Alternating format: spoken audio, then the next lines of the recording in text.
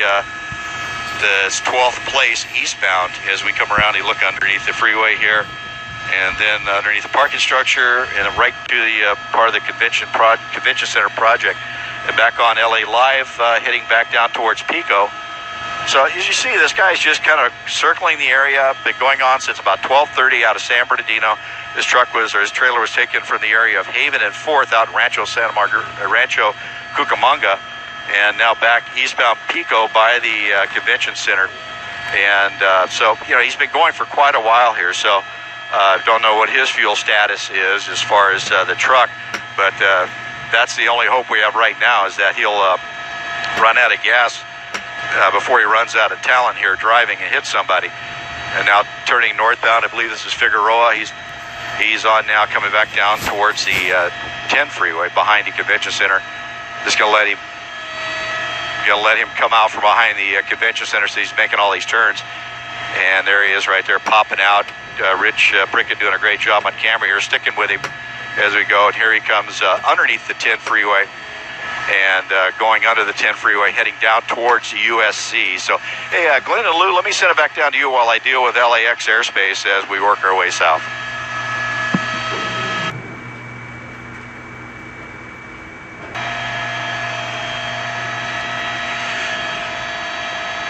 Sorry.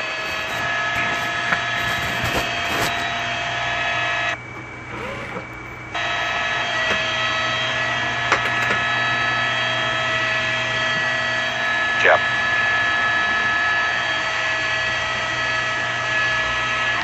I'm sorry, buddy.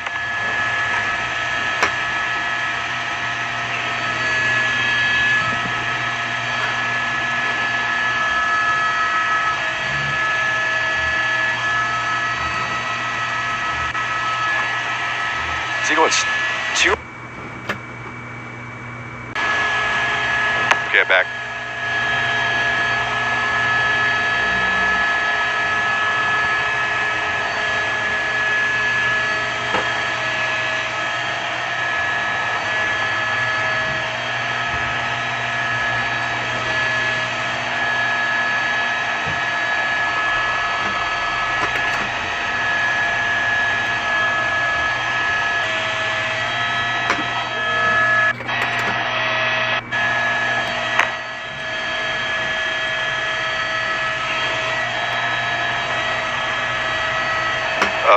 I got.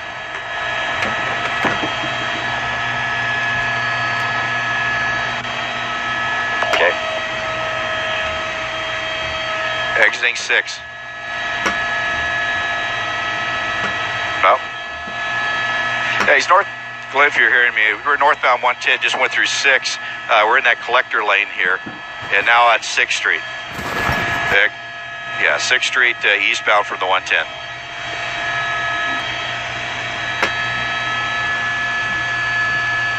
These buildings here to keep an eye on him, especially if he gets in behind a building, makes that turn. That's just really hard for the sheriff's ship overhead to keep an eye on it, and then as well as us up here just a little bit higher keeping an eye on him. But I'll give you credit there, Glenn, the way to call the 110 freeway, because he got up underneath me and I was completely turned around for a second.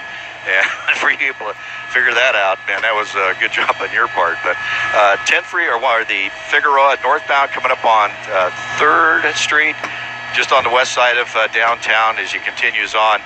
But yeah, just weaving his way around MacArthur Park area, down south there along Washington, getting back on the 110, and then off at 6.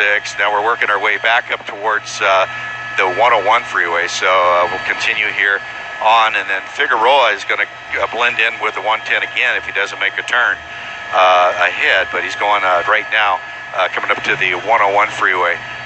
He'll be coming under here shortly. So, you know, it's just one of those pursuits where they just have to keep an eye on him, just follow him, see what he's going to do, and hope for run out of gas, and then try to take care of it from there. But right now, no indication CHP is even thinking about or even talking about any type of spike strips. LAPD is staying completely out of it, and now CHP helicopter has arrived on scene, and they'll be relieving the LA County helicopter that's been over this head for quite a while. Now joining back on the North 110 freeway just north of the 101. So this will take us up around through the tunnels by Dodger Stadium, and then back towards the 5 freeway, where you'll have a chance to go one way or the other on the 5.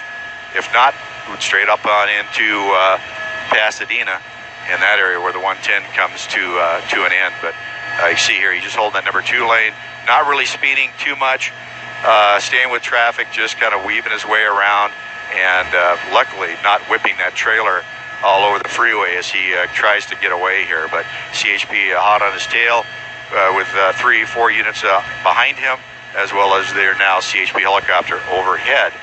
And you'll see the first tunnel for the 110 freeway coming up here as he passes through.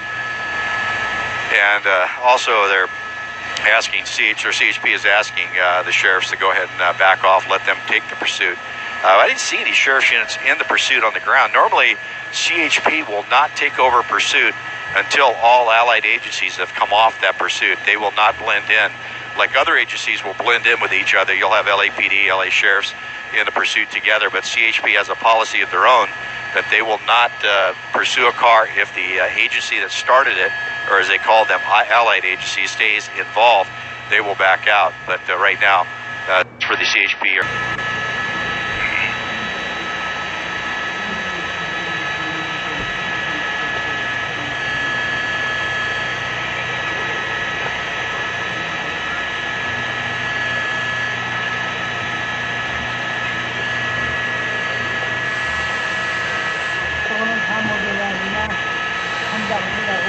Coming to the end.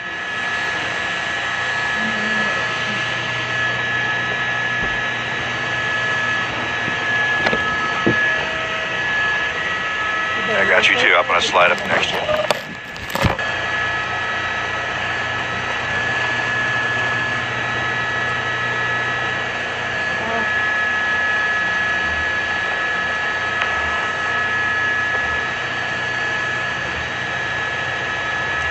I'm back.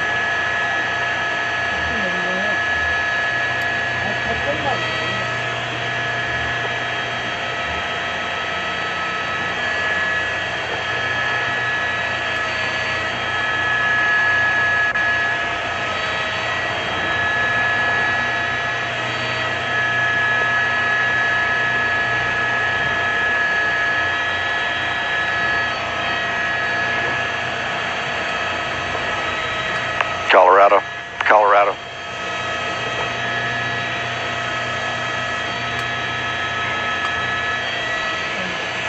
Yeah. He was north on Arroyo Seco. He was north on Arroyo Seco. Now just turned west on Colorado, right in the middle of Pasadena here. Heading back towards this is the freeway you're going to see here is actually an extension of the 710 up here, just a little part just south of the 210. And as we come around, he's westbound on Colorado from Arroyo Seco. and now passing over that little spur of the 710 up here that's just south of the 210, and then going over to the wrong side of the street. So yeah, he's been content here just to cruise around, now turning back southbound here. Turned southbound here just west of the 710. I don't see any off ramps or on ramps down here for him. This will take him down to a St. John Avenue is what he's on right now, is working his way here parallel in the freeway, and then he'll come down to a T intersection, so he's going to have to make a decision at that point. But yeah, he pulled right off the 110 freeway, which turns into Arroyo Seco Parkway, all the way up into Pasadena, Colorado, and now coming up to the intersection here. We'll see which way he's going to go, and of course he's going to turn right towards us as we come around. Okay. And coming back at us over the top of that little 710, that's his Del Mar he's on right now as we work our way along. And it looks like he's going to make the turn back to the north. I think he's looking to get on the freeway here. Yeah, he's going to get on the 7. This is the 710 spur, but this will take him to the 210 134 interchange. As I was saying earlier, there's just a little tiny piece of the 710 freeway up here south of the 210. And now he's committed onto the freeway. We'll see which way he's going to go as we work our way up into the interchange. He's already passed the west 134 interchange, and now continuing on northbound. Looks like he's going to take east 210, so we're going to be going back from where he came, Rancho Cucamonga here. This will take him back that way. As CHP officer was talking about, the offices of the CHP will handle these pursuits in a way to where they will hand it off as they go through their different area of responsibility. 9 right behind you, no factor. And as we continue here, picking up the east 210 from the 134 210 interchange, working his way around the corner. And as I said, now the Altadena units will pick this up as he continues on through here. As we get a little further to the east, the next office will get in position, bring their units in, and then they will come off the pursuit, let the area office pick it up. It's a very well coordinated maneuver that the CHP does, so they can chase him for as long as he wants to run, because the units behind him are very familiar with their area and are able to stick with him, and then you don't have the fuel issue on the police cars. So if it was a unit from San Bernardino PD, at this point you'd probably be looking for a gas station, but CHP will chase you forever. I mean, they're not going to give up on him as we now pick up eastbound 210 freeway through Lake and heading eastbound back out towards the valley, the San Gabriel Valley here, then on over towards the area of Rancho Santa Margarita. Looks like there's a passenger. Just got a first peek here at that right front passenger door. I see a hand in there. So it looks like we do have a passenger on board. So driver and passenger for sure. And then continuing on here passing Lake at about 65 miles an hour, CHP reporting. And then as we continue on, so now they got to deal with the guy driving it. Now that I've seen, confirmed that there is a passenger in that right front seat. So unknown who might be in the back or what's going on. And as a former police officer, I'd be really concerned here of what's in that trailer. Why was it stolen? What's the contents of that trailer? I'd be on the phone trying to investigate that at that point to find out who owns this vehicle and to see exactly what's going on here, because this guy obviously is not going to stop. He's not really trying to get away by driving erratically. So a lot of things going through the motions here, investigating this as it's been in pursuit now for over 2 hours. The originating agency out in San Bernardino, or San Bernardino County Sheriffs, are probably handling all that information for CHP. And I'm saying there is a male passenger in there that the CHP just confirmed that it was a male. So getting intel as this goes along, and unfortunately they can't get up and get the plate off the truck itself due to the fact that they're worried about that. As I said earlier, hearing them talk about a man with a gun or a possible weapon, there's the CHP helicopter just keeping an eye on him. The pilot will keep that observer right over him. He'll make the call, so the guys on the ground don't have to drive as fast. So, but luckily he's not really cooking along here, so we don't have to worry too much about that.